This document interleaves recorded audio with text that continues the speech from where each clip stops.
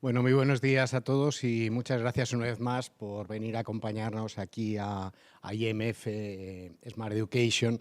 Bueno, mi nombre es Antonio Díaz Morales, yo soy el director corporativo de educación oficial y para nosotros es un placer cada mes pues, poder recibiros porque yo creo que el espacio del mundo de la educación y del mundo de la academia es estar generando debates y aportar luz en un entorno tan complejo y tan gris como el que tenemos todas estas semanas. Esperemos que vaya aclarando, que no deje de llover, pero que sí deje de tener esas noticias que nos van acumulando prácticamente casi todos los días en los periódicos. Y en este caso, pues una vez más, damos bienvenida también no solamente a Noemí, sino a Luis Castellanos. Yo estoy seguro va a ser una gratificante charla esta mañana. Y bueno, como siempre, IMF es vuestro espacio y bienvenidos, Noemí. Muchísimas gracias, Antonio. Y ahora pues estamos de nuevo, como decía bien Antonio, un viernes más en estos desayunos de Canal CEO. No sé si lo sabes, Luis, pero Canal CEO lleva 10 años, este año pasado cumplió los 10 años, y hace ya 8 que hacemos desayunos de Canal CEO.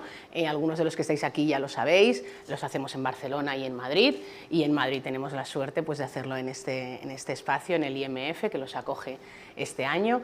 Y siempre con algún tema interesante, siempre con algún tema que pueda aportarnos algo para el mundo de la empresa, porque este es un foro en el que yo sé que Luis ha estado muchísimo en el mundo, aparte de la investigación, de la educación también, y hoy me he enterado que de la gastronomía, después os lo contará, pero sí que es cierto que siempre pues, nos gusta tener personas que nos aporten cosas que podamos aplicar al mundo de la empresa, ¿no? Que es el foro en el que nos encontramos siempre en Canal CEO, con directivos, con directivas que estáis tomando decisiones y que podéis influir en personas. Ese es nuestro propósito, ¿no? El influir en personas para que lideren mejor. A raíz de estos desayunos, pues este año tenemos la novedad de unos premios que no me ha dado tiempo a explicarte, Luis, pero que ya me parece que todos conocéis, los premios Dux. Os animo a, si conocéis en vuestro alrededor algunos líderes que sean representantes de ese nuevo liderazgo, del liderazgo del futuro, que creéis que están aportando algo nuevo, pues que tenéis las candidaturas abiertas para que presentéis. Estamos en búsqueda y captura de esos nuevos líderes. Y ahora ya, para empezar, os voy a explicar muy brevemente algo de Luis Castellanos. Va a ser breve porque sobre el lenguaje podemos hablar una hora y no quiero quitar tiempo.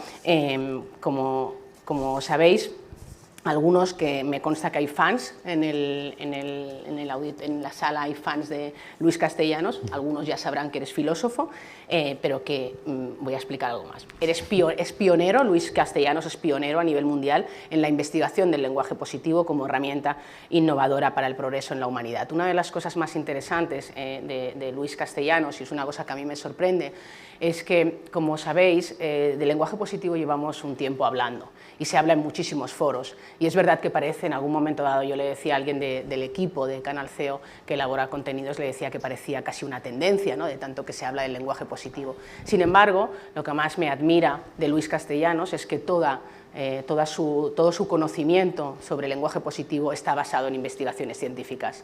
Y eso es algo muy interesante porque le da una solidez, ahora que hay tanto gurú de liderazgo, y yo estoy encantada de que haya, porque así pasan más personas por aquí y podemos entrevistarles, pero me gusta mucho esa base científica de la que hoy voy a intentar, en las preguntas que yo le realice, voy a intentar extraer lo mejor de toda esa base científica. Además, Luis tiene diferentes libros. Yo ya le he confesado que ayer empecé y llevo 30 páginas porque me lo dieron ayer, no me he podido leer y yo prefiero decirlo, así que me vas a descubrir muchas cosas que después intentaré más en detalle leerme el libro. Tiene 3 libros, uno de ellos es este que tengo. ¡Ay, Dios! Esto no me había pasado nunca, pero a veces pasa. Bueno, es que se queda bien conmigo, soy el autor. Las palabras tienen fuerza, las palabras tienen mucha fuerza. La ciencia del lenguaje positivo es el el primer libro de Luis. Después tiene otro segundo libro, Los que sois padres o madres, yo le confesaba que ya llegó un poco tarde, que es el de Educar en el lenguaje positivo, para personas que estáis en esa edad en la que podéis influir tanto en la educación de vuestros hijos, y el tercer libro, que es El lenguaje de la felicidad. Esos son los tres títulos de Luis Castellanos. Bueno, además es el fundador del Jardín de Junio. Bonito nombre, porque Luis Castellanos nació en junio y le encantan los jardines, ese es el nombre de su compañía. Sí. Has visto que las primeras 30 páginas sí que me las he leído, ¿eh? ¿Y qué más? Os podría contar muchas más cosas de Luis, pero lo dejamos aquí. Sí, es súper experto en neurociencia, uno de los expertos internacionales en neurociencia. Lo invitan de muchos países del mundo a hablar sobre la cuestión en la que hoy, aquí desde el IMF, vamos a instruirnos. Y venga, vamos a por ello, Luis. A ver, dices que las palabras forjan nuestra personalidad. De hecho, en la contraportada del libro hay una cosa muy interesante, que es que dice que ¿dónde ponía esto? Que me interesaba mucho. Bueno, dicen que así, que tienen una tendencia, que la energía que tienen las palabras al final es la que define lo que va a pasar en nuestra vida. Es decir, que según cómo hablamos, pasan unas cosas u otras en nuestra vida. No solo forjan nuestra personalidad, sino que también nuestro destino. Esa es un poco la idea, ¿no? Entonces, para ponernos en contexto, explícanos bien qué es el lenguaje positivo basado en investigaciones científicas. Bien. Hola a todos, ¿qué tal? Bienvenidos. Gracias, Noemí, gracias a todos los que estéis aquí y a los que me habéis invitado. Interesante el tema del lenguaje. Yo empecé a investigar el tema del lenguaje hace ya 20 y tantos años, ¿no? Y definir el lenguaje positivo yo creo que ha ido variando desde la primera vez que me topé con la importancia del lenguaje a este nivel a lo que hoy en día puedo definir o puedo entender. O quisiera que la gente entendiera también de lo que puede ser el lenguaje. El lenguaje está hecho para ver el mundo. Nosotros nos dimos cuenta que cuando empezamos a hablar lo que señalábamos era aquello que veíamos y le queríamos poner nombre. Yo siempre digo que el lenguaje es el nacimiento de los originales de quien somos nosotros, de quién fue el hombre y el principio de la humanidad. Imaginaros, así hace unos cuantos miles de años, cuando alguien estaba acariciando a un bebé que no se llamaba bebé, tu pareja no era tu pareja porque todavía no le habíamos puesto nombre, beso tampoco era beso porque no le habíamos puesto nombre, simplemente teníamos emociones y pensábamos acerca de esas emociones, a veces de alegría, de subidón que se tenía, qué era lo que estaba sucediendo y cómo podíamos nombrarlo. En ese ejercicio de nombrar las cosas aprendimos a ver el mundo y empezamos a conectar con la esencia de lo que nosotros estamos siendo hoy. Es decir, con la esencia del lenguaje que definió que beso, sabe todo el mundo, 7.500 millones de personas que somos, saben lo que es un beso. En cualquier idioma. Un abrazo, una caricia. Ponemos nombres pues porque así nos identificamos. Y ponemos nombres a las cosas porque así las identificamos. Eso es tremendo. Quizá darnos cuenta nosotros ahora de eso, probablemente no nos demos cuenta porque ya vivimos inmersos en el lenguaje. Y quizá hasta ha perdido la fuerza. Imaginar otras palabras, amor, ternura, afecto, compasión, bondad, amabilidad, violencia, odio, codicia, avaricia. Nos manejamos con las palabras como Pedro por su casa. Pero sin embargo las palabras son mucho más importantes de lo que parece. Las palabras configuran la forma en que yo veo el mundo. Pero resulta algo todavía mucho más curioso, que el lenguaje que nosotros adquirimos, lo adquirimos allí donde nacemos, allí donde vivimos, allí donde estamos. Y a su vez, esas palabras nacieron de donde nuestros padres, nuestra familia estaban. Y ahora toca revisar qué hemos hecho con el lenguaje y qué está haciendo el lenguaje en nosotros y en la sociedad. Esa fue mi propuesta, es decir, de darme cuenta que el lenguaje en sí mismo podía crear realidades diferentes. El lenguaje positivo, ¿Cuento la historia de las monjas? ¿O la vas a preguntar? No, la de las monjas no me la sé, es que no me he leído el libro. Entonces, la de las monjas no me la sé, cuéntala, por favor. La investigación sobre el lenguaje positivo nació hacia el año 86 del siglo pasado, 1986, que en Estados Unidos estaba haciendo una investigación para saber por qué vivían más unas personas que otras. Hay países... Ah, sí, sí que me lo sé, está en las primeras 30 páginas, sí, sí que me lo sé, sí. Es que fue ayer por la noche, ayer por la tarde que me dieron el libro, lo saben por ahí, entonces es verdad, sí. Y era algo curioso, siempre queremos saber por qué vivimos más. Yo a veces pregunto cuando doy charlas, ¿a quién le gustaría vivir 150 años, 200? ¿Hay alguno que le gustaría vivir 150 años, 200? Hay uno que levanta la mano. ¿Hay alguno más que levante la mano? Claro, es que para que veamos la importancia del lenguaje, nosotros estamos proyectando con nuestro lenguaje y con nuestra imaginación aquello que sentimos ahora. Entonces, cuando nos dicen, y con 150 años, dependerá cómo, si voy a estar como estoy viendo a la gente que tiene 100 años, o que tiene principio de demencia, o que no se maneja con su cuerpo, no. Es que la pregunta es, ¿cómo nos podemos sorprender a nosotros como sociedad si somos capaces de entender que podemos vivir 150 años y que podemos vivir bien con reserva cognitiva, con reserva emocional y con reserva física? Esa es una de las claves. Y esa investigación inicial fue con las monjas. Es decir, porque había monjas que superaban más de 100 años, 105, 106 años, y tenían una reserva cognitiva, una reserva física y una reserva emocional que parecían que eran mucho más jóvenes. A mí esa investigación que empezó en Estados Unidos hacia el año 86, con David Snowden, me llamó mucho la atención a finales ya del siglo pasado. Me pareció que era brutal. O sea, algo que parece desapercibido, que se está estudiando porque hay personas que viven más años que otras y que tienen esa reserva cognitiva, pues cómo han llegado hasta ahí de esa manera.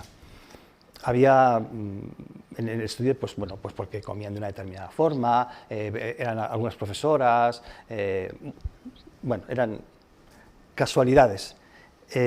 A mí lo que más me llamó la atención es que algunos pensaban que el tener conocimiento, tener una inteligencia y haberla desarrollado con una carrera, con estudios, eso podía favorecer.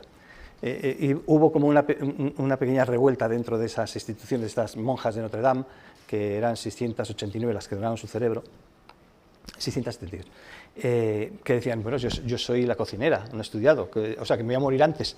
Pues menudo Dios más justo estamos poniendo, decir.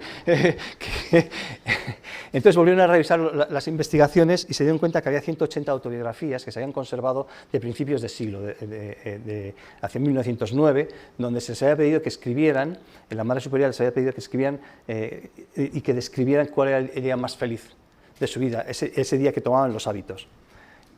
Esas 180 autobiografías que se conservaron se analizaron ya desde otro punto de vista, ya las habían visto antes. Estoy corriendo un poco hacia el tiempo. No habían caído en la cuenta de lo que contenía esos escritos. Cuando las revisaron, descubrieron algo que yo creo que fue fantástico. Es decir, aquellas monjas que expresaban más emociones positivas estaba asociado a una mayor longevidad, a una mayor satisfacción por la vida, a un mejor estado físico y mental, y a un mejor estado emocional. Fue un estudio ciego, no se sabía quién era, se miraba, quién escribía, y luego se descubrió que había una correlación entre edad y expresión de emociones positivas. Esa expresión venía por escrito y se podía contar. Lo interesante es que se podía contar. Y aquí es donde ya me llamó la atención. Si se puede contar, podemos ser conscientes de nuestro lenguaje y empezar a cambiar el uso de las palabras y contar otras palabras dentro de nosotros mismos que sean mejores, más positivas. Y es donde empezó la investigación. Y dije, y esto tenemos que ver cómo funciona el cerebro.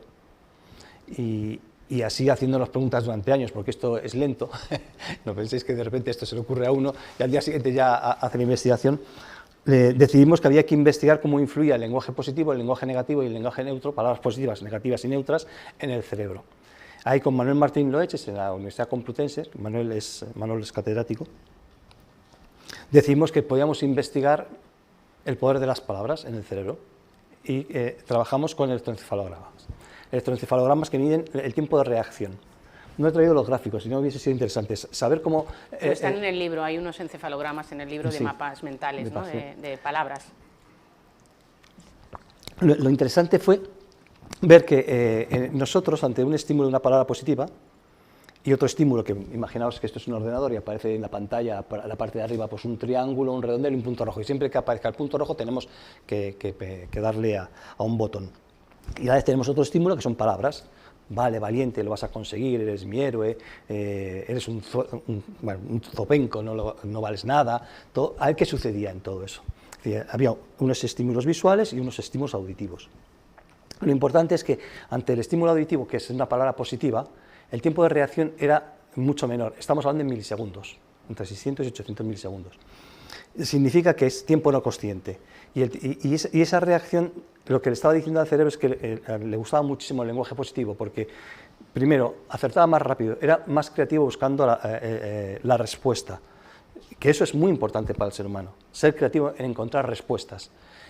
Y una periodista lo definió muy bien, porque cuando hablábamos del lenguaje negativo, lo que te hacía era que tardaban más tiempo, el tiempo de reacción era mayor, eras más lento, tardaba más en encontrar la respuesta y tenías más fallos.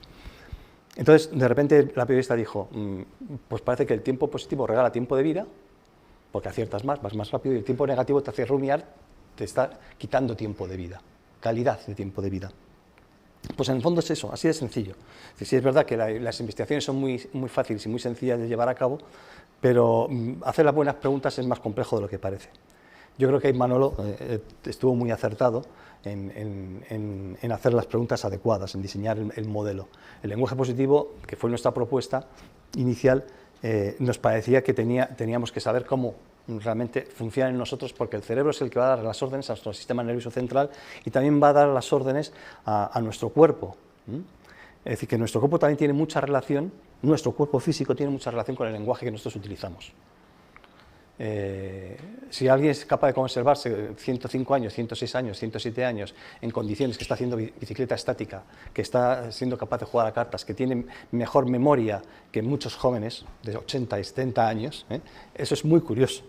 Es decir, claro, nosotros no le damos importancia a que el lenguaje pueda construir en nosotros otro tipo de forma y de entender el mundo y de estar en el mundo, de estar físicamente, de estar mentalmente y de estar emocionalmente en el mundo.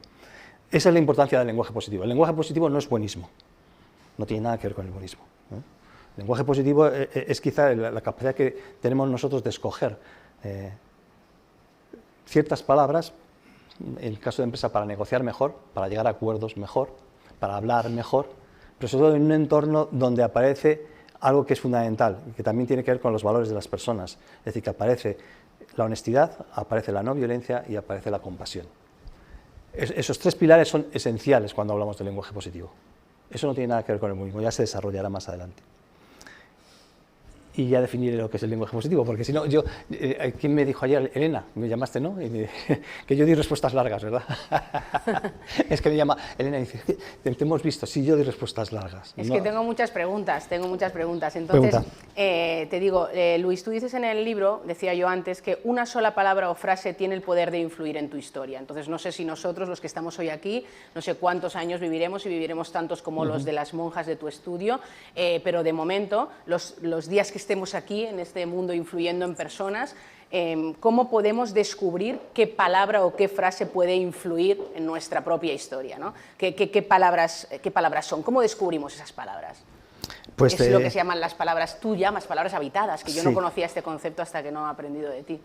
Claro, yo llamo, esto viene este primer libro estuvo totalmente pensado y diseñado porque trabajábamos con empresas multinacionales, empresas principalmente del IBEX y con equipos deportivos de alto rendimiento.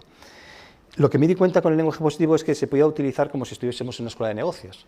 Lo podemos aprender y con ello podemos manipular de alguna manera a las personas. Es decir, que nuestras palabras no son auténticas, sino que las utilizamos para sacar provecho de ellas con otros fines, pues, de productividad, de recursos, de dinero. Y yo había trabajado con Resol, con Natural, con Red Eléctrica, con grandes compañías, y me di cuenta que algo no funcionaba bien. Y fue cuando me fui al mundo educativo. Y descubrí que realmente tenemos que aprender a evitar las palabras que decimos. Significa que no nazcan de nosotros, sino que nazcan en nosotros. Pueden nacer, yo puedo hablar, pero puedo hablar en vacío. Si nace de mí, no nace en mí. Tiene que nacer en mí antes de nacer de mí. Es decir, tienen que nacer dentro, las tengo que habitar, las tengo que acoger, tienen que ser mías. Y las palabras habitadas son pocas, muy pocas a lo largo de la vida, hay que ir ligero de equipaje, pero son las que determinan el destino de toda tu vida.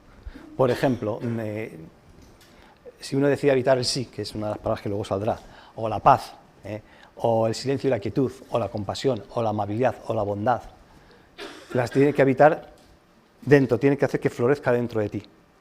Y estas palabras van a ser guía durante toda tu vida. Y te das cuenta, porque el lenguaje es muy sencillo, realmente si te estás mintiendo a ti, si estás mintiendo a otros.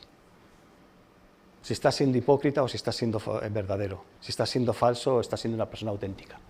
¿Te imaginas que pudiéramos saber ahora con neurociencia las palabras habitadas que tenemos todos nosotros? Porque yo creo que todos estamos haciendo el ejercicio de qué palabras habitadas tenemos. Aquí hay una cosa que es importante, hay que descubrir. Y hay que dedicarle esfuerzo a pensarlas. Esto es una tarea de reflexión. Y la gente quiere funcionar por la intuición. Es como, amar es una palabra que no sale, no. El amor se entrena, la compasión se entrena, la bondad se entrena, la amabilidad se entrena, todo se entrena. No podemos dejarlo al azar. Y queremos muy poca reflexión. Por lo tanto, es difícil que habitemos palabras si no reflexionamos sobre ellas. Sería bueno que hiciéramos nuestro pequeño diccionario y decir, ¿qué palabra necesito habitar yo hoy? Yo llevo con 3 durante unos cuantos años y llevo 3, que es sí, silencio y quietud, que es la 1 como 2, y paz. Ahora estoy con la alegría. Y la alegría que ayer hablé en Instagram tiene 8 pilares. Y voy lento y lento. Pero ¿qué palabra? Esas palabras son palabras guía mía, que me están diciendo en un momento dado si yo me estoy yendo de este mundo. Y me estoy yendo a otro mundo que no es el que yo quiero. Entonces, habitar una palabra significa configurarla, escribirla dentro de ti, deletrearla, palparla, sentirla, amarla, conectar con ella. Para mí eso es lo más esencial. El lenguaje positivo te da la capacidad de escoger el lenguaje que tú quieres, pero todavía no te da la posibilidad de habitar unas palabras que te lleven hasta donde nunca has imaginado. Tienes que arriesgarte, tienes que ser valiente contigo mismo, tienes que preguntarte qué quieres ser en el futuro, qué quieres hacer con tu humanidad.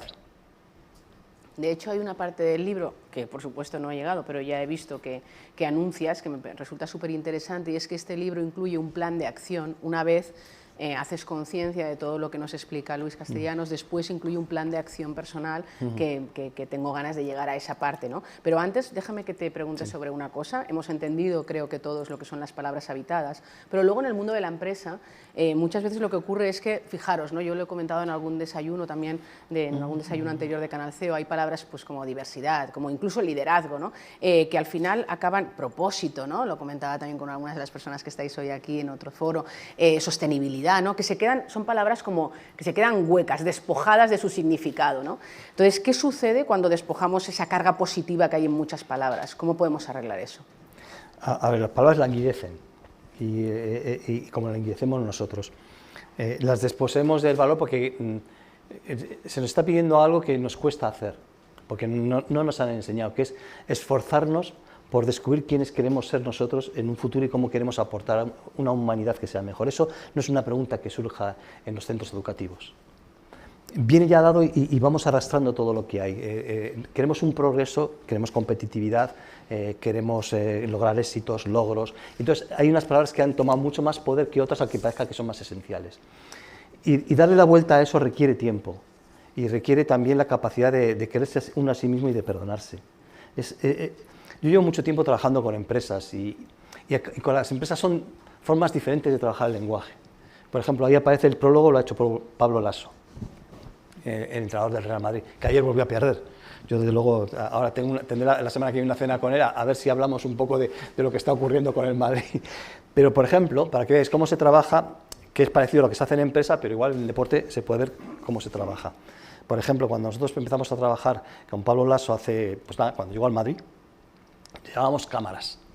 Y lo que hacíamos era poner cámaras, en este caso teníamos GoPro, nos interesaba mucho en las canastas, y luego teníamos en la sala de entrenamiento, teníamos otras cámaras situadas en las gradas y grabábamos todo lo que ocurría durante el entrenamiento. El calentamiento, la sesión y las palabras. Y lo que estábamos midiendo era el uso del lenguaje, que el lenguaje para nosotros es oral, escrito y gestual. El escrito no, porque nadie se pone a escribir en ese momento, pero sí el lenguaje oral y el lenguaje gestual, el tiempo de reacción y sobre todo el tiempo de recuperación de los jugadores cuando fallan algo, cuando cometen errores. Y lo que hacíamos era informes de tiempo de recuperación. Es decir, cada empresa, me da lo mismo que sea una empresa deportiva, tiene sus objetivos.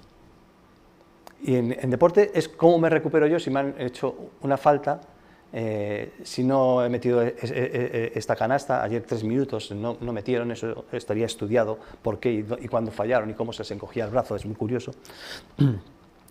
Y significa dar un informe de por qué esa persona el tiempo de reacción lo pierde en ciertos momentos y saber cuál puede ser el detonante de pérdida de tiempo de reacción. Eso en deporte. Y cómo se puede recuperar. Y por qué a un jugador es mejor cambiarlo en un momento dado o no, aunque no esté metiendo, porque cohesiona el equipo. Todo eso es una estructura que tú tienes que medir. Tú tienes que hacer un mapa de cómo funciona la mente de cada uno de los jugadores, como cada uno de los entrenadores, como cada uno del utillero, de los fisios, porque todos tienen una función, todos, el 100%. Esto es como si vas a Repsol y antes de entrar, pues tú sabes que hay personas que te van a recibir, todo tiene su función y hay que saber cómo se utiliza ese lenguaje, cuáles son los tiempos de reacción ante cualquier cosa que ocurra y cuál es la cultura que se está generando. Entonces, lo importante en el lenguaje es la capacidad de entender la cultura que se está generando a través de las palabras que se están utilizando. Y la mayoría de las palabras que se han escogido no son conscientes, aunque sí creamos que lo son. Y esto es la clave. Es decir, tenemos que saber que hay cosas que creemos que son conscientes y no lo son. Esto quiere decir, Luis, que además de hacer nosotros el ejercicio de pensar nuestras palabras habitadas, deberían hacer las empresas el ejercicio de pensar qué palabras de su cultura, qué palabras habitadas tiene tu compañía, ¿no? Exactamente, qué palabras son las que habitan tu compañía y qué palabras son las que hacen que construyan, que tengan un buen propósito, que estén más contentos, más alegres. Yo estoy proponiendo dar charlas a las compañías de alegría, que es lo que se ha perdido durante la pandemia y ahora con la guerra. Lo que se pierde esencialmente es la capacidad de la alegría. La alegría tiene 8 pilares y hay que trabajarlos. Y esto no es baladí. La alegría te va a producir también que cuando vayas a un entorno de trabajo tengas la capacidad de conectar más fácilmente con tus clientes internos, si lo queremos llamar así, con tus clientes externos. Claro, si al final creemos que eso no es valioso, que nos tienen que decir cómo es el liderazgo, vamos a hablar de lo que ya uno sabe. Tenemos que hablar de aquello que no sabemos y que es necesario para nuestra vida y para nuestro cerebro para cambiar la orientación de nuestras decisiones. Hay un libro, si conocéis a Daniel Kahneman, que es premio Nobel de Economía, Empezar rápido, pensar despacio. Él es psicólogo, fue el primer psicólogo que recibió el premio Nobel de Economía. Ha escrito un segundo libro que es Ruido. Y es muy curioso porque lo primero que está haciendo el ruido, que no es sesgo, es saber qué ruidos tenemos nosotros, que no conocemos, que nos hacen tener fallos en el juicio. Y esto tiene que ver mucho con los abogados, que luego hablaremos también, y con muchas cosas se lo habla. Es decir, hay ruidos dentro de las empresas, hay ruidos dentro de las personas que nos hacen tener errores de juicio. ¿Cómo detectamos cuando en una empresa hay ruido? Y palabras negativas en la empresa, que en muchas empresas, ¿no? A veces se habla de una forma negativa, ¿no? O hay algunos líderes, o a lo mejor por desconocimiento. Entonces, ¿cómo se detecta eso? ¿Y qué efectos tienen las palabras de negatividad en las empresas? Y me añado más, ¿puede una empresa en ciertos departamentos hablar más negativamente y sin embargo en otros no? ¿O eso es muy contagioso? ¿Cómo es la cosa? Hay una cultura general que absorbe, porque también liderazgo, los CEOs, los presidentes, el consejo de dirección, pues es que el poder es muy curioso, lo veréis ahora con la guerra. Putin hace una cosa y mete a todo el mundo. Si lo hace el director de una empresa también ocurre que están todos ahí inmersos, ¿no? Entonces, detectar... hay listas de comprobación, hay que empezar a crear listas de comprobación del lenguaje que estamos utilizando. Listas de comprobación, sí. Esto es como un checklist, ¿no? Por ejemplo. Como un checklist, sí, exactamente, hay que crear listas de comprobación. Eso sería en los climas de las empresas, que en todas vuestras empresas seguro que hay, las encuestas de clima, se pregunta poco sobre el lenguaje. ¿Sería también esas listas son lo mismo que la encuesta de clima incorporando cosas de lenguaje o son otra cosa? Son otra cosa, pero es interesante. Las listas de comprobaciones, el checklist es como en los aviones, o como en los hospitales, o como en los edificios, los arquitectos. Cuando se está construyendo un rascacielos, cada planta tiene listas de comprobación. Es decir, listas de comprobación significa que cada departamento tendría que tener su lista de comprobación de cuál es el lenguaje. El lenguaje se puede detectar también por lo que se está hablando, alguien puede estar en esas reuniones, se puede detectar por los mensajes que se están escribiendo, sean los correos, y se puede detectar también por los pasillos. Es decir, significa observar y tomar nota. Es como nosotros hacíamos, grabábamos, entonces al permitirnos grabar, luego analizar el lenguaje, sabíamos cuál es el lenguaje que era habitual en el Real Madrid. como empecemos a hacer listas de comprobación en las empresas, verías lo que deben salir. Es que es muy importante, porque en definitiva el progreso de nuestra humanidad depende de eso. Nosotros no somos conscientes. Yo he ido a empresas y conozco multinacionales que, por supuesto, al CEO no le interesa para nada la felicidad. Para nada. Ni la alegría. Y el lenguaje positivo le puede sonar como a... El lenguaje positivo, pues si lo puedo utilizar como una herramienta para sacar más productividad, mejor. Ya está. No, aquí esto es evidente. Por lo tanto, tengamos que tener en cuenta que lo que nos ocurre a nosotros nos ocurre porque también nosotros dejamos que nos ocurra. Es decir, el lenguaje nos está llegando y aunque no nos hace felices, llegamos a casa, hoy no ha sido un buen día en la empresa. Y al final, con nuestra pareja, con nuestros hijos, o con nuestros amigos, sale algo que nos está diciendo que no estamos contentos o que no estamos felices. Y la forma de resolverlo es ocupar nuestro tiempo, porque somos tiempo y atención, haciendo cosas que nos permitan olvidar lo que está ocurriendo. Salir de cena, divertirnos, ir al cine, hablar de banalidades, que a veces está bien, pero no está muy bien para conseguir que el progreso de la humanidad vaya por otro camino y por otro derrotero diferente al que vamos. Entonces, el lenguaje por eso tiene tanto que ver. Nosotros tenemos que aprender a ver las palabras. Cuando alguien habla, tenemos que ver las palabras que está diciendo. Y las palabras son físicas, es decir, gestuales, hay que leer el cuerpo y cómo estáis sentados y cómo os ponéis, porque está diciendo quiénes sois. Están las palabras escritas, cuando estáis escribiendo un mensaje, un WhatsApp, o cuando estáis escribiendo, si queréis, un correo electrónico, y luego, por supuesto, cuando estamos hablando. Las palabras son escritas, orales y gestuales. Y eso está diciendo mucho de la humanidad que estamos construyendo. Entonces, yo me pongo serio en esto porque, primero, la situación ha sido muy conflictiva. Yo hice un estudio, por ejemplo, durante la pandemia de todas las palabras que aparecían y que sobrevolaban. Bueno, por supuesto, las grandes palabras que el ser humano necesitaba no aparecían. No aparecían ni en las empresas, no aparecían ni en los sistemas económicos, no aparecían en la política. Nos vamos a preguntar que queremos ser más majos y mejores y que vamos después de la pandemia vamos a ser mejores personas. ¿De dónde? Después de la guerra vamos a ser mejores personas. ¿De dónde? Si nos entrenamos, el cerebro no va a coger y va a sacar de su magia algo diferente. Porque el lenguaje que está ocupando, que es el que te llega a ti, el cerebro lo está estructurando, lo está cogiendo y está haciendo sus conexiones neurales con ese lenguaje, no con otro. Necesitas, y antes hablábamos de cuantificar, necesitamos que cuantifiquemos otro tipo de palabras para que cambie nuestro cerebro. Y si cambia nuestro cerebro con esas palabras, también cambiará la visión sobre el mundo y también podremos cambiar la visión sobre. Esto es lo que llamamos también cambiar la visión sobre la cultura de la empresa. ¿Qué queremos hacer? Entonces, claro, yo la pregunta que me hago es que con el lenguaje, ¿qué queremos hacer con nuestras palabras? Porque lo que queramos hacer con nuestras palabras va a ser lo que queremos hacer con nuestro futuro. Has nombrado antes a Putin, a mí me gustaría preguntarte sobre el lenguaje de Zelensky, pero también has nombrado a un sector concreto del que yo sé que hay, por lo menos aquí que yo conozca, 2 o 3 personas vinculadas al mundo jurídico.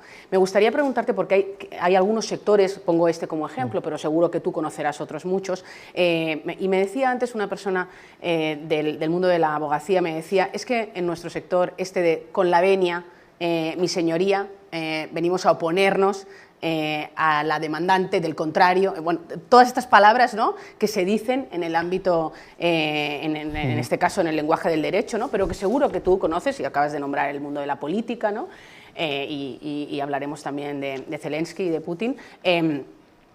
¿Qué hacemos cuando en un sector ya hay un pozo, un propio lenguaje del sector que está muy alejado de lo que es el lenguaje positivo o de tu teoría del lenguaje positivo, ¿no? A ver, no es que esté alejado. Quiero decir que una de las cosas más importantes es que tengamos el principio de realidad, que sepamos cómo hablamos para saber si queremos seguir hablando así, qué queremos construir. Por lo tanto, vengo a oponerme, en realidad es como estamos hablando jurídicamente. Quien haya asistido a juicios o quien haya tenido juicios se da cuenta de lo que está ocurriendo ahí. Hemos construido eso porque nos han ocurrido muchas cosas como seres humanos. Y nadie nos ha dicho que podemos tener otra alternativa, porque para construir otra alternativa hace falta pararse a pensar. Nos hemos parado a pensar, yo siempre digo que nosotros hemos hecho las leyes, por lo tanto podíamos cambiar las leyes. También hemos hecho la forma de dirigirnos, también podemos cambiar la forma de dirigirnos.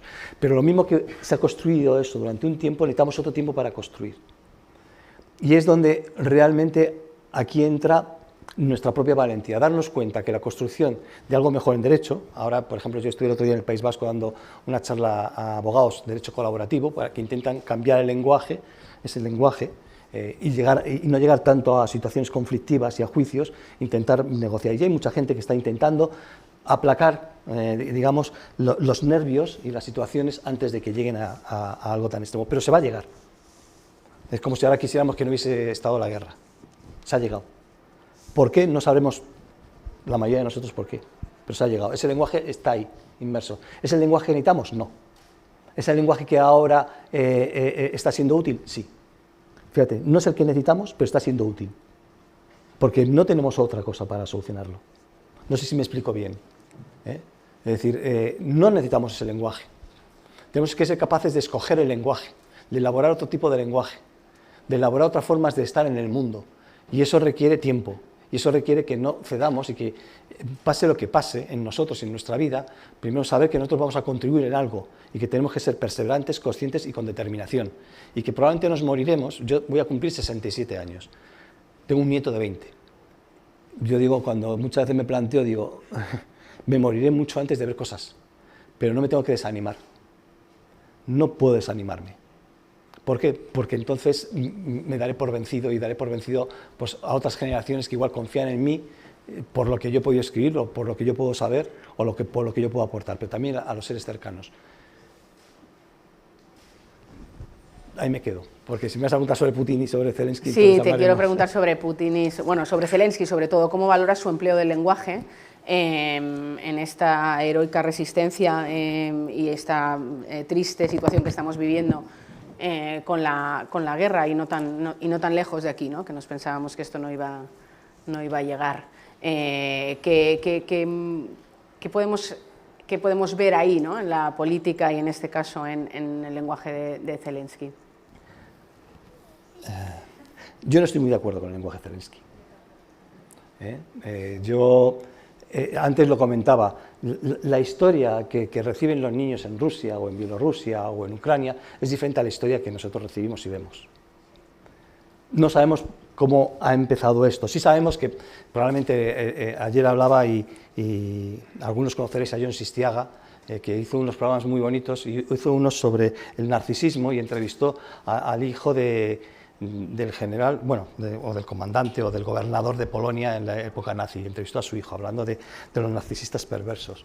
Es verdad que existen sociópatas, psicópatas, narcisistas perversos que dirigen naciones y que dirigen empresas y que nos llevan a lugares en donde no queremos ir y que tienen cautivada la mente a través de sus narrativas, que ahora está muy de moda, que se cuentan.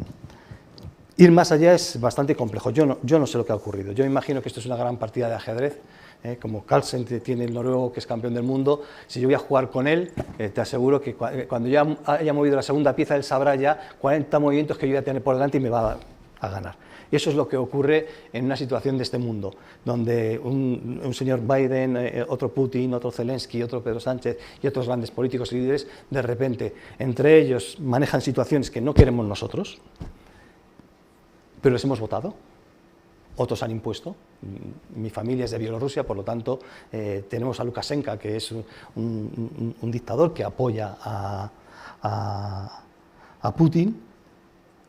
Tengo amigos en Ucrania, por supuesto, tengo familia que lo vive de una manera determinada, muy concreta. Ayer mi mujer estaba en la peluquería y las peluqueras eran ucranianas. Ella es bielorrusa y parece que está enfrentada, hablando ucraniano, hablando ruso y hablando con la familia en directo. Si había podido salir papá, decía una de las peluqueras. La habéis podido montar porque no se quieren marchar, la gente mayor no se quiere marchar. Mis suegros no se van a querer marchar de allí. ¿Quién quedarse? Entonces hay que montarlos en situaciones porque estaban al lado de Kherson, estaban bombardeados. Entonces estaban hablando todo el rato mientras cortaban el pelo, ¿no? Diciendo, a ver qué pasa. Y entonces, a ver qué pasa, yo no sé por qué se llegó a una situación de la guerra porque no estoy ahí. Por lo tanto, no puedo hablar de lo que no sé. Esto es una partida de ajedrez muy larga, muy larga. No sé si Donetsk y lo que ha sucedido, no sé las ambiciones, no entiendo nada de eso porque no estoy. Pero supongo que algo habrá ocurrido y yo me imagino que Zelensky tendría que haber hablado antes con Putin, no sé cómo se ha hablado, lleva 2 años en el poder. Nosotros ya le veíamos antes cuando era actor. Quiero decirte, cuando vamos allí y veíamos la televisión, yo soy muy fan de La Voz y de La Voz ucraniana, soy súper fan. O sea, yo me lo paso pipa. Yo cuando quiero descansar de escribir o hacer cosas, pongo la voz. Entonces, la ucraniana me encanta, o sea, todo lo que ocurre allí. La rusa, bueno, pero la ucraniana me gusta mucho. De hecho, cuando iba a ir a Kiev en verano, y al final se puso enfermo mi amigo y no pude ir, el que estaba en Kiev. Y yo iba a ir a ver la voz, también, yo ya estaba con esas ganas de ir a ver la voz. Lo que quiero decir es que, ¿por qué no me gusta Zelensky? ¿Por qué no me gusta Putin? ¿Por qué no me gusta Biden? ¿Por qué no me gusta Pedro Sánchez? Hubo otro político. Porque utilizan el lenguaje de una manera perversa, manipulativa. Y nosotros caemos, porque además también ya nos han hecho convencer que igual tenemos que formar parte de un partido político. Y creer a ojos ciegas, yo tengo amigos míos que son alcaldes del PP y también del PSOE y de repente están con una creencia y no se dan cuenta que una creencia simplemente es un trastorno de la visión del mundo. Necesitamos darnos cuenta que 7.500 millones de personas somos iguales y no queremos entender que seamos iguales. No somos iguales a veces porque pensamos que su creencia es diferente a la nuestra, pero también pensamos igual que pues, su color, su raza.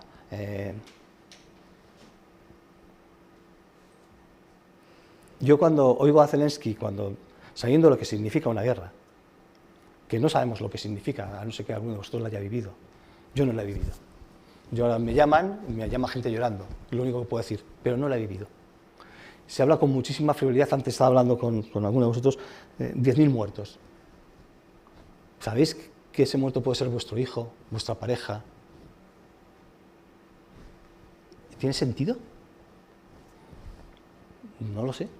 Y Zelensky pide cerrar el espacio aéreo, empieza a culpabilizar a un país y esto es muy peligroso, mucho más de lo que la gente piensa.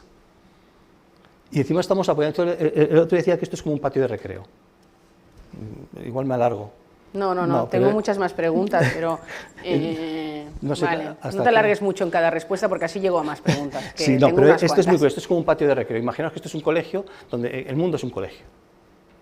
Hay aulas diferentes, salimos, conversamos, pero después salimos al patio. Como no me llevo bien con ese en clase, he discutido con él, casi me peleo. Cuando voy al patio, de repente, pues el fuerte se acerca y me da una paliza. Entonces la gente que lo está viendo, el fuerte va a ser Putin y el otro es Zelensky, pues dice, venga, vamos, seguir peleando, entonces yo te echo un puñal, yo te echo a ti una pistola, yo te doy una barra, y le estamos armando para que nos armemos más, y entonces para violentar más. Entonces el fuerte dice, bueno, pues no me voy a dar por vencido, venga a meter más caña. La espiral de violencia que tanto se hablaba en los años 60, y va creciendo. No tenemos espíritu, y en esas palabras, si les escucháis a Zelensky, pasa como en cualquier otro país. Aparece muy poco la palabra amor, compasión, amabilidad, bondad, la negociación, que es el lenguaje positivo, que es esa capacidad de negociar mejor, de llegar a acuerdos a través de la amabilidad, pero si queréis a través de la honestidad, de la no violencia y de la compasión, es necesaria. Pero ¿qué pasa? Y eso ya está estudiado. El sociópata, el narcisista perverso, le resbala.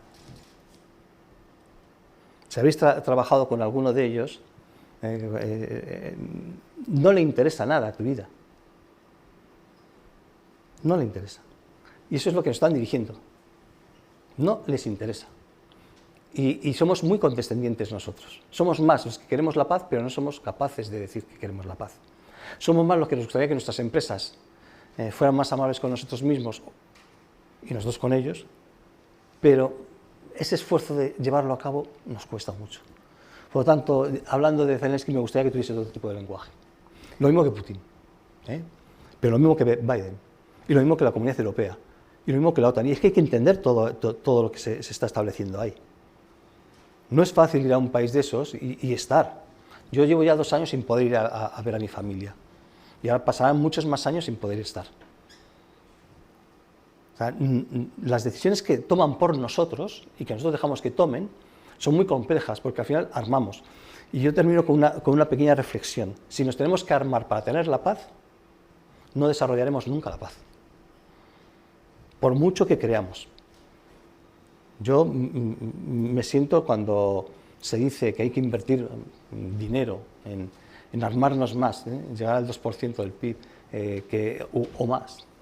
Aquí lo vamos a quitar de la educación, lo vamos a quitar de la sanidad, lo vamos a quitar de nuestros hijos y nuestro futuro. ¿Qué humanidad estamos diseñando con eso?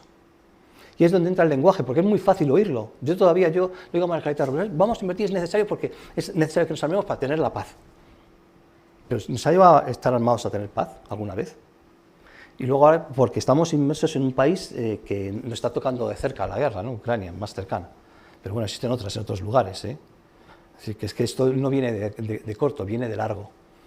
Bueno, me callo como porque buen si no... filósofo, claro, hay que releer, hay que reverte y releerte, porque si no, hay algunas palabras de las que dices en las que me quedo ahí, ¿no? Tú métete conmigo, pero bueno, meteros a lo mejor conmigo os si está queréis, pasando me encanta, a vosotros, a mí a veces me resulta difícil y prefiero decirlo, ¿no? Porque necesito como entender mejor esas palabras, algunas que dices, entonces, para insistir, con otro filósofo que tuvimos ocasión, o un filósofo como tú que tuvimos ocasión de entrevistar en los desayunos de Canal CEO, que fue Josep María Esquirol, él me dijo una cosa que no sabía yo, que es que la palabra significa creación de vínculos. Ese es un poco el significado, ¿no? Entonces, ¿qué beneficios podríamos tener si en el mundo laboral afloran palabras como, claro, porque en la portada del libro de Luis aparece ilusión, superación, fuerza, sonrisa, alegría, creatividad, libertad, agradecimiento, amor, en este bote que se ve aquí en la portada, ¿no? Entonces, ¿qué pasaría si afloran estas palabras en el mundo laboral? Porque nos cuesta mucho lidiar con todas esas palabras, ¿no? en esa idea de creación de vínculos, ¿no? Que es lo que significa la palabra, ¿no? ¿Por qué en el mundo laboral nos cuesta a veces todo esto, ¿no? Bueno, pues es muy sencillo porque es lo que nos han enseñado. ¿Y cómo se cambia eso? ¿Puede ser friki hablando de muchas de estas cambiando la educación. La clave está en la educación, no porque sea el futuro de los niños, cuidado. Yo cuando me preguntan la educación, que estoy muy metido con la educación, digo, no, el futuro no son nuestros hijos, porque vamos a educar como nosotros, por lo tanto no. El futuro somos nosotros si queremos cambiar cómo queremos educar. El niño va a recibir nuestra educación. No va a recibir la educación de otro y de repente el niño va a ser fantástico y maravilloso, no. Si le estás enseñando matemáticas físicas, le estás enseñando a obtener logros, a estar competitivamente en el mundo, eso es lo que va a aprender. Por lo tanto, no, la educación somos nosotros capaces de reflexionar y de pensar que otra educación es posible que hagamos. Podemos introducir educación, ahora que está en la paz, por ejemplo en la paz, pero educación que la paz lleva a la alegría, educación en la compasión, en un corazón cálido. Esto es muy budista. Yo, el que me conozca de aquí sabe que yo muchas veces estoy escuchando al Dalai Lama en directo y me gusta, pero también he vivido otras religiones como las Bahá'í, como el cristianismo, como los ortodoxos, bueno, el Islam. Es decir, me interesaba mucho vivir todas las religiones y conocerlas. La educación es la clave, pero si nosotros, los adultos, que somos quienes vamos a diseñar y quienes vamos a educar, nos comprometemos con ella. Y quien se tiene que comprometer con ella son las instituciones. Anécdota rápida, parezco Lolita Flores. Una cosa que me ha ocurrido. Yo he presentado 4 proyectos educativos, los mismos del lenguaje positivo, a 4 autonomías diferentes. La gallega, la andaluza, la madrileña y la vasca. La vasca todavía no me ha dado respuesta, estoy a medias ya, pero me ha ocurrido algo curioso en las otras 3 autonomías, hablando con viceconsejeros de educación y con las personas, que la respuesta que me dieron y me dan durante el tiempo es muy interesante, es lo típico que suele decirse en las empresas, esto es muy interesante, pero no es, aparece el pero, ¿no? Y me decían, no, es que ahora hemos recibido dinero de Europa para crear, ¿cómo se llama?, la tecnología, ¿cómo dices?, hacernos digitalmente más... Digitalización. La digitalización de las aulas y que van a recibir ordenadores con micrófono para los niños. Y yo, eso como te corten ahora que están diciendo que igual te cortan, te quedas sin nada. Y eso no educa en conducta, ni en comportamientos, ni en cambios humanos. Y sin embargo, las 3 respuestas, sin conocerse ellos, fue la misma. Han recibido dinero de Europa y el dinero de Europa que tiene que ir a la digitalización y a la escolarización es donde lo van a gastar y no dejan paso a otro. Pues señoras y señores, nos vamos a encontrar en las mismas dentro de 10 o 15 años o 20 años. Hay una frase que también me haya seguido, que es de Svenal Alexievich. Svenal Alexievich es premio Nobel de Literatura, es bielorrusa, compatriota mía, que recibió el premio Nobel, me parece, en el 2015, tiene 5 libros publicados en castellano, no sé si tiene 6 en ruso, y uno de ellos es La guerra no tiene rostro de mujer. Yo lo recomiendo. Si queréis comprar algún libro, no compréis el mío, comprarlo más adelante, comprar el de Svenal Alexievich, que es más interesante. Sven Alexievich hace, en ese libro, La guerra no tiene rostro de mujer, hace entrevistas a mujeres que estuvieron en la Segunda Guerra Mundial. Lo más interesante que ocurre es en una de ellas cuando de repente, pues, ¿qué tiene que contar esa mujer? A Sven Alexievich, periodista. Le dice, mira, durante la guerra, la Segunda Guerra Mundial, todos pensábamos que cuando se acabara esto íbamos a ser mejores. Y nos íbamos a querer muchísimo, nos íbamos a amar, porque hemos sufrido tanto, lo hemos pasado tan mal. Y guarda silencio. Y dice, mira, le dice, seguimos odiándonos, seguimos matándonos. ¿Y quiénes somos? Somos nosotros, nosotros, nosotros. ¿Creéis que vamos a cambiar si no somos capaces de reflexionar? Ahí está la metodología del lenguaje positivo, que es tomar conciencia del lenguaje, escoger las palabras que significa reflexión. Ya hay metodología para eso. Pero ¿creéis que las cosas van a cambiar? A mí me preguntaron con la pandemia si íbamos a ser mejores. Y que, claro, yo me dedico al lenguaje positivo y cuando les dije que no, pues casi se enfadan conmigo. Dije, no, hombre, es que el lenguaje positivo no es eso. El lenguaje positivo es la capacidad de escoger y elegir y diseñar nuestro futuro. Eso es, y que sea un futuro mejor que el que tenemos, pero significa esfuerzo y significa trabajo. Yo le pregunto a la gente, ¿quiere hacer esfuerzo y quiere hacer trabajo? Bien, si no, no vamos a cambiar. Salir a aplaudir no significa que cambiemos. Que recojamos ahora a 3.500.000 personas refugiadas de Ucrania no va a cambiar. Esos son momentos, pero son momentos como nos pasa con la publicidad. Son momentos que pasan y de repente ya otro volverá a ese lugar. Están los sirios que emigraron y siguen donde están. Si empezamos a pensar en el mundo, nos hemos olvidado que son personas como nosotros. Son personas como nosotros, igualitos. Por eso es tan importante viajar. A quien le guste viajar, que viaje. Y que se dé cuenta que cualquier persona en cualquier parte del mundo es igual que nosotros. Ojos, dientes, palabras, da lo mismo el color. Da lo mismo hasta la pobreza o la riqueza. Entonces, claro, las empresas, y vuelvo al mundo de la empresarial, está para generar un mundo mejor. Vamos a seguir teniendo empresas. Vamos a seguir teniendo bancos. Vamos a seguir teniendo políticos por ahora. Pero la pregunta que les digo, ¿queréis generar un mundo mejor? Pues entonces cuidar vuestro lenguaje. Habitar vuestras palabras. Ser honestos. Que en vuestro lenguaje no aparezca la violencia y aparezca la compasión. Y que hay que definir muy bien qué es la compasión. Con este consejo que nos das, y en el libro que yo sé que Luis anuncia, el plan de acción, explícanos, o avánzanos un poquito, ¿cómo es un plan de acción? ¿Es muy difícil? No. Si todos los que estamos aquí ya tuviéramos conciencia de que nuestro lenguaje podríamos habitar otras palabras, o podríamos, bueno, salimos de aquí hoy con la idea de que esto nos gustaría trabajarlo, ese plan de acción, ¿cuánto tiempo puede, si es difícil, y cuánto tiempo nos requiere para...? Sí, os voy a desanimar, me encanta desanimar a las personas, porque es el lenguaje positivo, es desanimar. A ver, el plan de acción dura toda la vida. Yo desaparecí de las redes porque muchos amigos míos estaban en las redes y prometen que en 3 días, en 3 sesiones va a cambiar. Pues lo siento mucho. No vamos a cambiar en 3 días, por muy método que tengamos. Yo me levanto todos los días pronto, entre 5 y 6 de la mañana, y me acuesto a las 10, por ahí. Medito, hago deporte y me curro. Y esto lo empecé todo muy tarde. Y a mis amigos que oía que cuando estamos en esto de crecimiento personal, en psicología, pues en 3 días dije, mira, no, lo siento mucho. Los métodos duran toda la vida. Hasta el último día de tu vida, hasta el último segundo de tu vida, puedes ser creativo con tu vida. No hay que darse por vencido nunca. Entonces, claro, el método en nuestro caso es tomar conciencia del lenguaje, que no es fácil, porque tendrás que saber cuál es tu lenguaje, tendrás que hacerte un mapa de tu propio lenguaje, un mapa de tus emociones y de tus reacciones con respecto al lenguaje. ¿Hay una técnica para hacer ese mapa? Sí, ¿verdad? Sí, ¿Está en el libro? La técnica no me acuerdo si está el SIL, que es algo parecido, el Servicio de Inteligencia del Lenguaje, la técnica que nosotros solemos trabajar con directivos y con grupos de dirección, porque primero hay que convencer a los directivos para que esto baje, no pensar que desde abajo te dicen.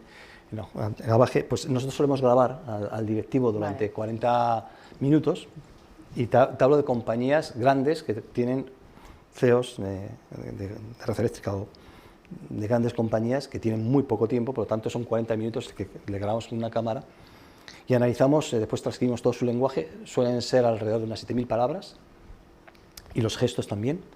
Esas 7000 palabras hacemos un análisis de las valencias de todas esas palabras para saber si el cómputo global de su lenguaje es positivo, negativo o neutro. Y luego le hacemos saber cuáles son la mayor cantidad de palabras que él tiene. Por ejemplo, a un directivo, que cuando entregamos el mapa, porque es una sesión de 40 minutos, luego le devolvemos el mapa, trabajamos nosotros todo el mapa. Esto también lo hago con entrenadores de baloncesto, lo hago con mucha gente. Le devuelvo el mapa y le decimos cuáles son las palabras que predominan. Cuidado si os ponéis a hablar con Luis después tomando un café, porque No. os saca las palabras habitadas, vamos, una foto. Entonces, le solemos decir cuáles son las palabras. Y a veces le preguntamos en plan de, vamos a reírnos un poquito, a ver qué palabra piensas tú que es la que tienes. Y a veces te dicen, pues no lo sé. Digo, pues la palabra es no, no me digas, no lo creo. Digo, fíjate cuántas veces has dicho no. Y eso es un caso real, ¿eh? Le entregas el informe y todo es el no, la palabra que aparece, ¿no? Y tenía entre esas 7000 palabras unas 300, entre 300 y 400 noes. Otra cosa que suele suceder en los mapas es que no nombramos a las personas con sus nombres y apellidos. Hay muchos datos que nos dicen quién tenemos delante. ¿Quiénes son las personas que tenemos delante? Cuando me preguntan... El plan de acción. Perdón, el plan de acción te preguntaba. Sí, el plan de acción, exactamente. Cuando me preguntan, ¿y qué puedo hacer? Digo, empieza por donde tú quieras. No importa, ¿qué quieres hacer? ¿Quieres controlar tu lenguaje? ¿Quieres controlar una sola palabra? Vamos a empezar por esa palabra. ¿Quieres ser coherente? Pues coherencia. ¿Quieres tener energía? Energía. ¿Quieres ser más amable? Amabilidad. No ambiciones mucho. Con 3 vale. Con 3 vale, y con una. Vale. Con una. De hecho, en el centro educativo, después de publicar el segundo libro, fuimos a trabajar al año siguiente, que se paró por la pandemia, pues ya empezamos a trabajar con una sola palabra por primer GB, una en segundo y otra en tercero y otra en cuarto, que eran, me parece que eran ilusión, esfuerzo, respeto y trabajo, algo no eran grandes palabras, para que veáis que no. El cambio que se produjo en el centro educativo, trabajé con el profesorado, trabajé con las familias y trabajé con el alumnado, con una sola palabra. Haces ríos de esas palabras, árboles lógicos en filosofía, maravilloso. ¿Hasta dónde te puede llevar una sola palabra? Entonces, es una sola palabra, no ambicionemos más. Una sola palabra, que tú habites, por ejemplo, una palabra que es decir compasión o amabilidad, es más que suficiente hasta para guiarte hasta el último día de tu vida. Luego, si quieres coger otra. Primero, toma conciencia del lenguaje, que no es fácil. Segundo, regula, escoge, que es lo que estamos, escoge tus palabras. Tienes que aprender a escoger, a elegir, a ser consciente. Si no escoges, no vas a cambiar. El fuego pensado no quema, palabras pensadas no queman. Hay que escogerlas, hay que escribirlas, hay que redondearlas, hay que habitarlas. Una vez que escoges, das el tercer paso, que es la autonomía. Y esa autonomía es muy interesante, es lo que llamaríamos libertad. La autonomía de estar libre de las palabras que tú te dices a ti mismo y libre de las palabras que los otros te dicen a ti mismo. Tú te estás diciendo muchas cosas. El lenguaje interior, que es una de las investigaciones que me encantaría hacer ahora científicas, y estamos a ver si encontramos patrocinadores y gente, porque nosotros ya están hechos. Hablar del lenguaje interior, dónde se localiza, cómo se localiza y cuánto perdura es muy importante. El lenguaje interior es el que determina nuestra actitud y nuestras acciones en el mundo. No son los hechos. A mí la gente es que más valen los hechos que las palabras. Digo, no. ¿Qué palabras son las primeras que tú has habitado, que configuran que tú quieres mentir o quieres decir la verdad?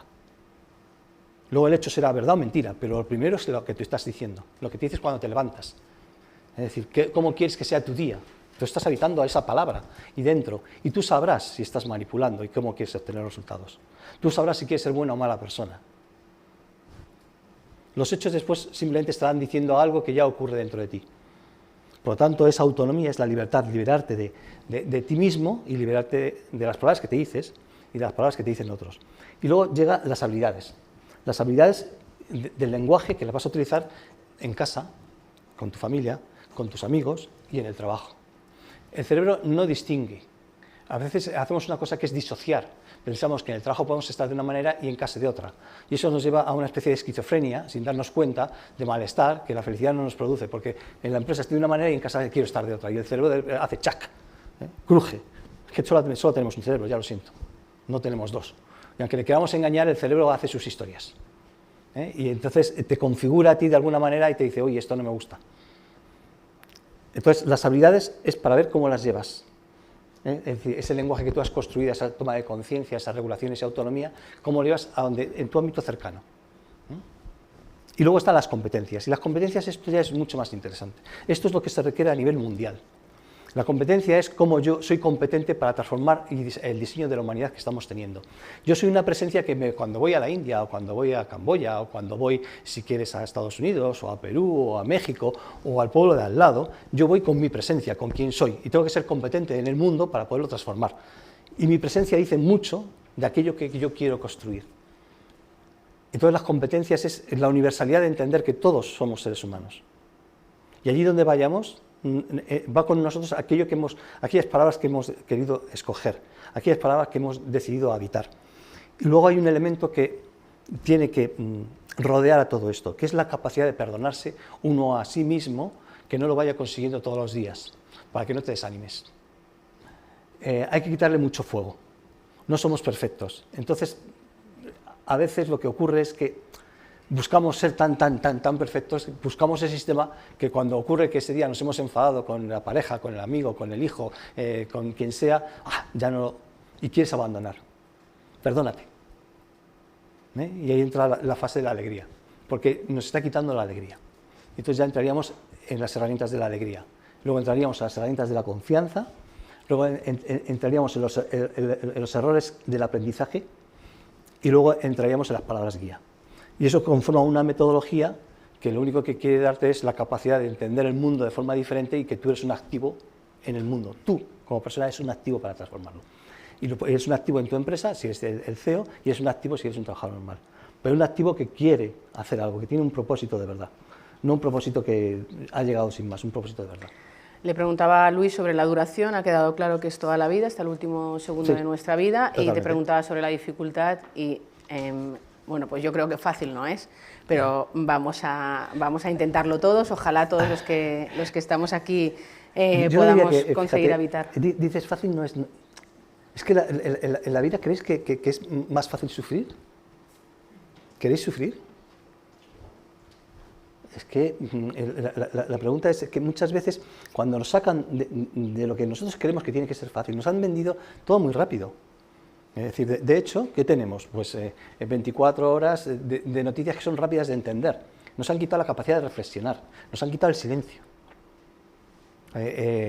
Bin Jun, ¿cómo se llama? Chul, el filósofo coreano, tiene un libro que es No Cosas, que dice que, claro, que el silencio nos une a lo sagrado, pero dice que el mundo y la sociedad, el capitalismo, en definitiva, lo que quiere es tenernos todo el rato con sonidos. No nos permite guardar silencio y conectarnos con lo sagrado. Nos autoproducimos a nosotros mismos, nos autoexigimos a nosotros mismos. Ya no hace falta que sean ellos, ya nos han metido que tenemos que producir. Y nos han quitado el silencio y la quietud para unirnos a lo sagrado. ¿Y lo sagrado qué es lo sagrado? Eres tú, eres tú, eres tú, es la otra persona. Es decir, si no somos capaces de guardar silencio y quietud, ¿cómo nos vamos a unir a lo sagrado? El trabajo que es. Si hemos hablado que la palabra es conexión, el palabra es conectar el uno con el otro, pero nos hacen competitivos. Y entonces ahora, ¿qué sucede? Resulta que tenemos ausencia, iba a decir, ausencia de poder decidir por nosotros, porque ya lo han decidido todo. La crisis energética, la crisis económica. Nuestra crisis no es una crisis de salud, como se nos decía, por la pandemia, por supuesto que era, y una crisis económica, pero nuestra crisis es simplemente de ser humano, lo que hemos repetido tantas veces, puede ser de valores, pero creo que es una crisis de espiritualidad, no de espiritualidad religiosa, sino de saber que amar es mejor que no amar, matar es peor que no matar. Por lo tanto, tenemos que saber escoger muy bien, y hablamos con mucha levedad, con mucha banalidad de lo que está ocurriendo. Y creo que nosotros tenemos que darnos cuenta que somos responsables. No sé si es por las veces que ha dicho silencio o por si es viernes, Luis, que también uno acumula el cansancio, pero yo he tenido hoy, y os lo digo de verdad, he tenido la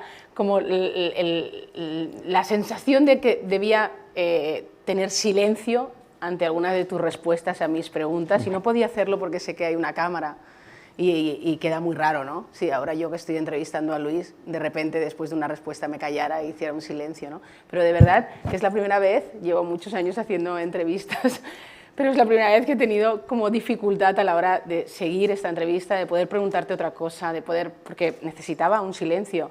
Pero el mundo audiovisual, el mundo de la comunicación a veces no te lo permite, ¿no? Entonces ojalá que podamos hablar en otro momento y ahora de verdad no habría una cosa que me diera más satisfacción que fuerais vosotros los que preguntarais, porque me aliviaríais mucho de alguna de las sensaciones que he tenido entrevistando a Luis Castellanos. Así que si alguno de vosotros quiere aprovechar este momento, hay por aquí 3 preguntas. Vamos a empezar, si os parece, por ti, y después con Susana, y después vamos arriba a la grada.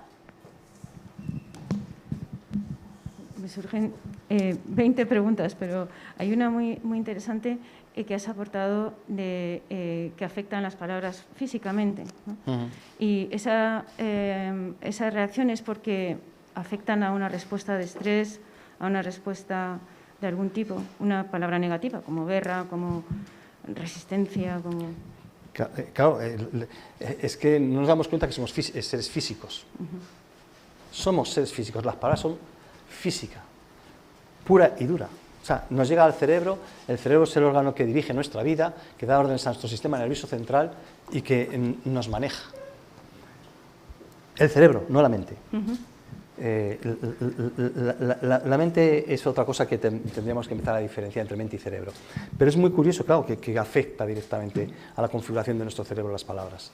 Y sobre todo la cuantificación de las palabras. Por eso me dediqué a hacer un estudio de cuántas veces aparecen ciertas palabras durante la pandemia o cuántas veces aparecen ciertas palabras durante la guerra, como la palabra guerra, ¿no? Y por qué otras no aparecen. Y eso está configurando el cerebro. Nosotros somos un sistema plástico. Nuestras neuronas, 80.000 millones de neuronas, hacen 100 billones de conexiones.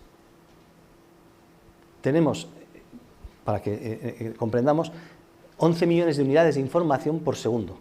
11 millones.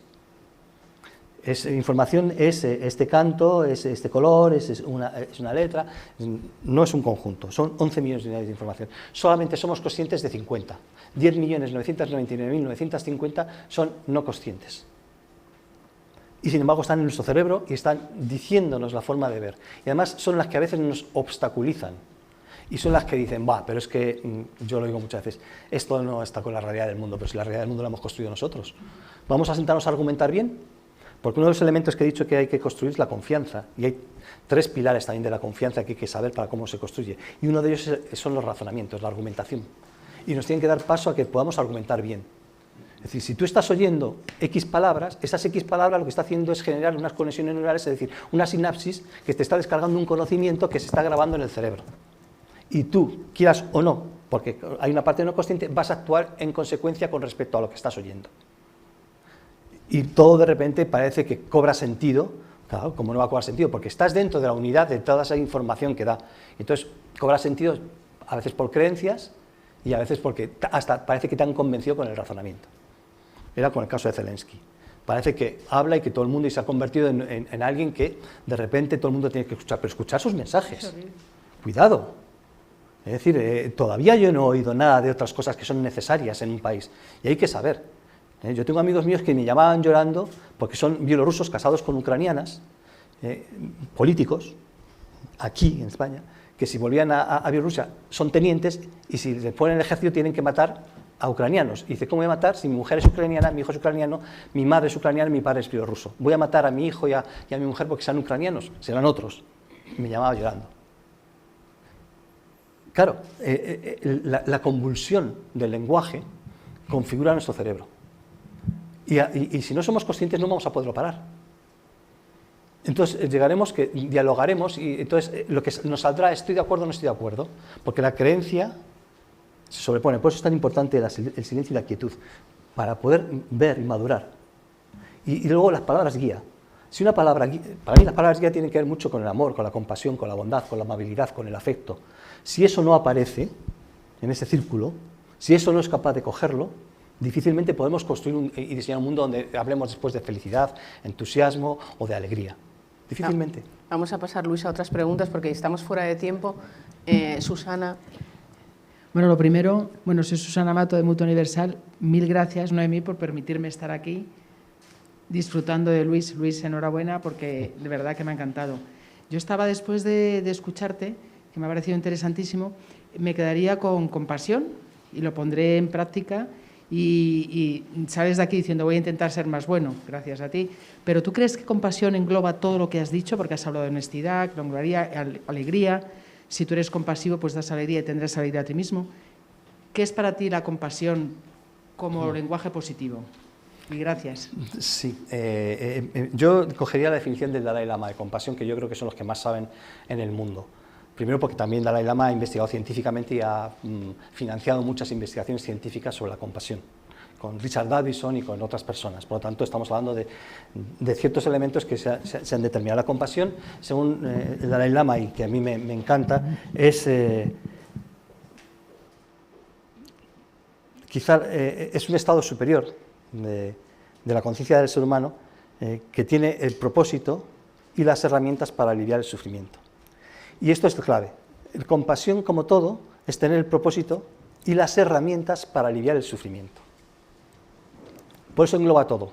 Engloba la capacidad de ser bondadoso, de ser amable, porque te van a construir las herramientas. ¿Y ahí cuáles son las herramientas? Descubrir cuáles son las emociones nocivas y su lenguaje, y las emociones positivas y su lenguaje. Y luego, claro, está diciendo cómo voy a pacificar mi mente. Si no consigo paz interna, si no me compadezco a mí mismo, que es el primer plano que él te va diciendo, si no me perdono a mí mismo, no lo haré después fuera. Por lo tanto, sí, la compasión engloba muchísimo. Para mí la compasión es quizá una de las herramientas más eficientes que tiene el ser humano para cambiarnos. Está estudiada científicamente.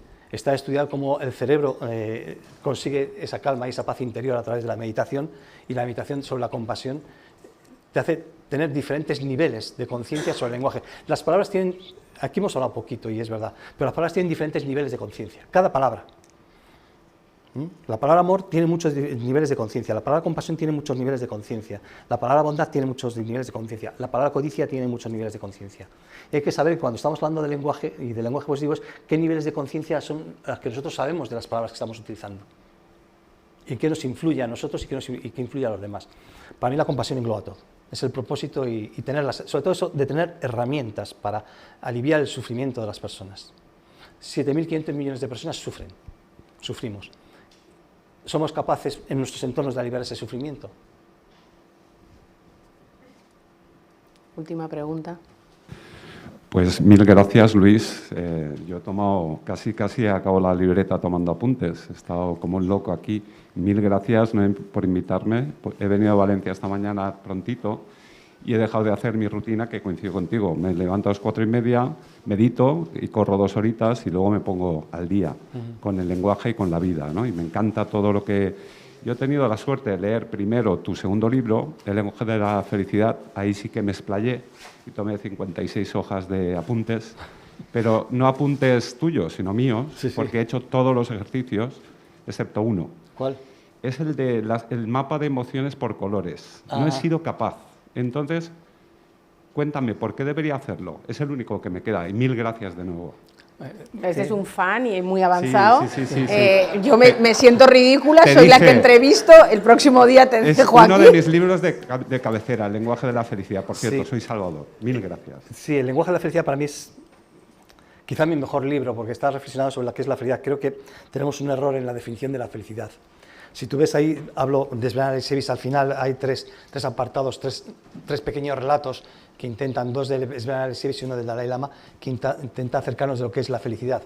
La felicidad tiene que ver con dar y recibir, y dar y recibir en situaciones muy complejas de la vida. Porque lo confundimos, la felicidad a veces se confunde con estados de ánimo, de alegría, no, hay algo más en todo eso. Entonces, claro, a mí el lenguaje de la felicidad me parece clave. ¿Por qué hacer un mapa de colores? No hay que hacer todos los ejercicios, sino los que a uno le vayan bien, eso es lo que diría. El mapa de colores es porque a veces la vida, la gente también la colorea, y piensa que el verde es la esperanza, el rojo es el amor, el negro es la oscuridad. Viene bien que de repente seas capaz de poner tus propios colores a las palabras que tú quieres elegir y a las emociones que tú estás sintiendo en ese día. Entonces tú puedes hacer tu mapa para que luego, de un listado, cuando haces un mapa, pues pones el verde, vamos a poner esperanza. ¿Cuántos días he tenido esperanza? En el libro, no es que no sé dónde aparece, el índice U de Kahneman, yo creo que aparece en el primero. Claro, el índice de Kahneman es medir la felicidad a lo largo del día. ¿Cuántas horas he estado en estados alegres? Son, iba a decir, checklists. Y el mapa es un checklist. Para que cuando de un solo vistazo veas por colores cuál es el color que predomina. Claro, y entonces tú cuando haces... El verde azul es triste y el amarillo es neutro y el naranja rojo alegría, ¿no? Porque claro, yo tengo en mi logo aparece el eje crecimiento verde y el arco del despertar naranja. El naranja coincido, pero el verde me quedé un poco flasheado. Por ahí que dije, uy, esto... Yo sí que estoy flasheada. Tenemos un auditorio de nivel conocimiento, Es Luis. porque después echas un vistazo y de repente te das cuenta de cómo es tu semana o tu día. Mucha gente me preguntaba si vale más una imagen que 1000 palabras. Y ahora te voy a explicar, porque eso es una imagen, lo que te estoy proponiendo. Y yo dije que no, jamás. Nosotros tenemos miles de palabras que pueden interpretar esa imagen. Tú le pones una puesta de sol maravillosa, una fotografía a tu gato o a tu perro o a un bonobo, a un primate, probablemente no pueda interpretar todo lo que ocurre ahí. Nosotros sí, porque tenemos el lenguaje, sabemos lo que es el sol, lo que es el color naranja, lo que es el horizonte, y de repente esa imagen que parece que vale más que 1000 palabras, no es que hemos tenido antes millones de palabras que nos han hecho interpretar esa imagen. Entonces, de golpe, y porrazo, como decimos así, esa imagen cobra sentido. Y eso es lo fascinante del ser humano. Esos originales que hablábamos, y cierro ya con esos originales que fuimos creando cuando mirábamos a la otra persona y veíamos que acariciaba a nuestro hijo, que no era nuestro hijo, porque no sabíamos que se llamaba hijo, y de repente empezamos a poner nombres. Poner nombres ha significado que podamos ver el mundo. Ahora, la pregunta que nos hacemos, ¿cómo queremos ver el mundo que se está desarrollando a partir de hoy? No después, a partir de hoy. ¿Por qué no tomamos decisiones sabias y rápidas? La sabiduría no es experiencia de años. La sabiduría requiere más reflexión. Es decir, no es la experiencia. Por tener experiencia no significa que vas a ser una persona sabia. Y luego termino con una reflexión con respecto a la política, que me parece que es muy importante. Yo he formado partidos políticos y algunos ministros en tiempos. Creo que nos falta la perspectiva ágil y rápida de diseñar el mundo. Somos breves en este mundo, breves. 70, 80, 90, 100, 110 años, eso es muy breve. Cuando se prolonga una situación, se sufre mucho, mucho, y hay muchas personas que sufren muchísimo. Por eso la compasión, esa capacidad de aliviar el sufrimiento y tener las herramientas, es lo primero que tendrían que aprender, creo yo, nosotros, pero también nuestros políticos y nuestros empresarios.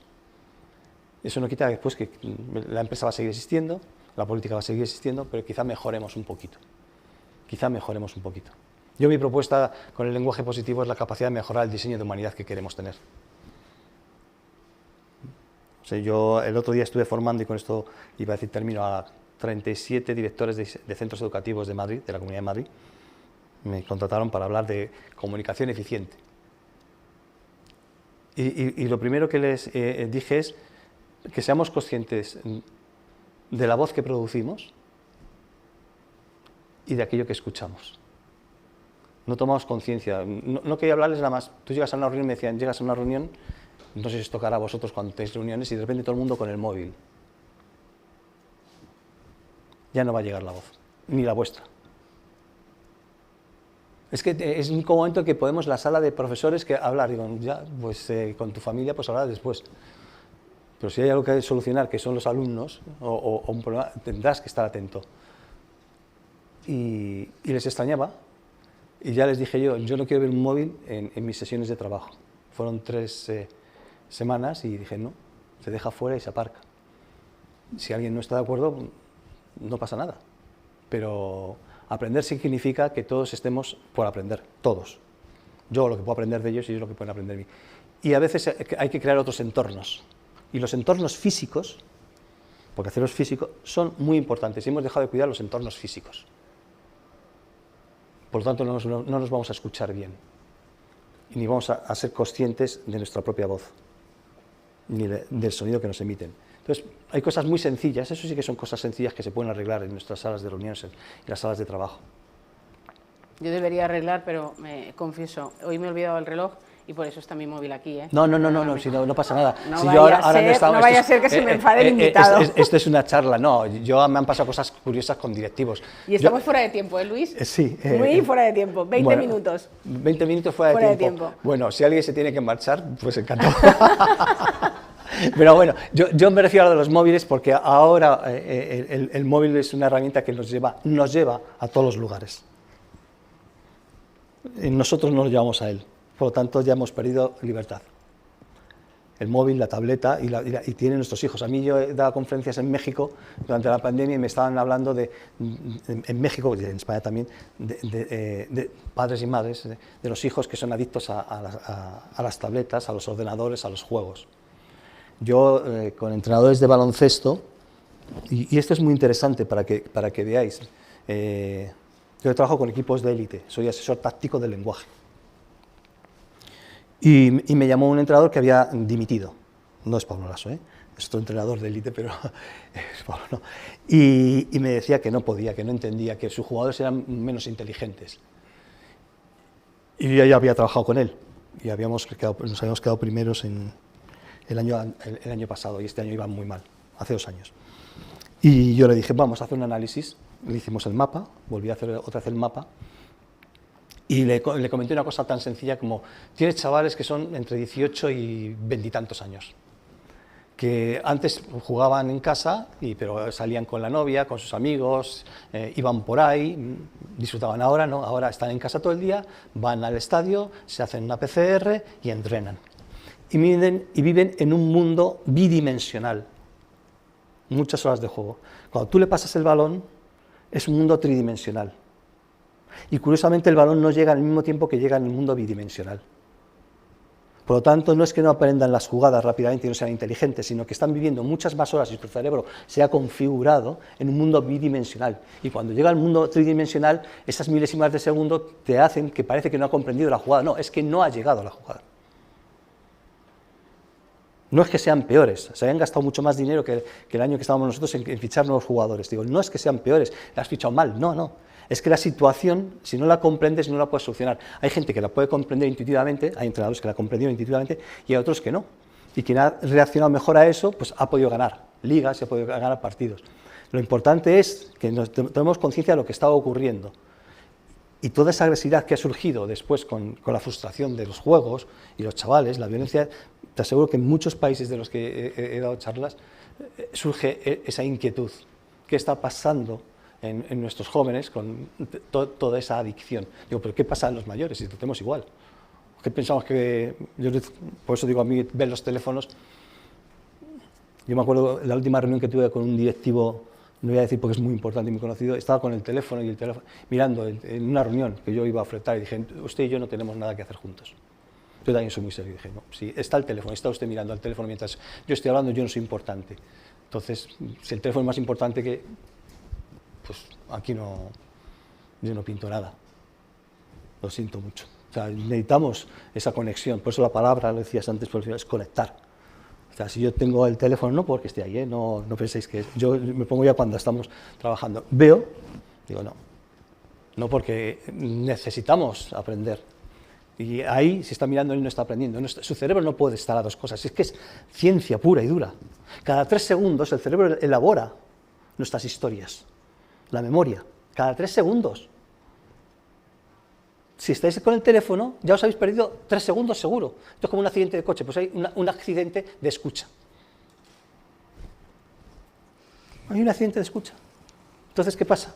¿Vamos a entendernos? No. ¿Qué te has perdido de la conversación?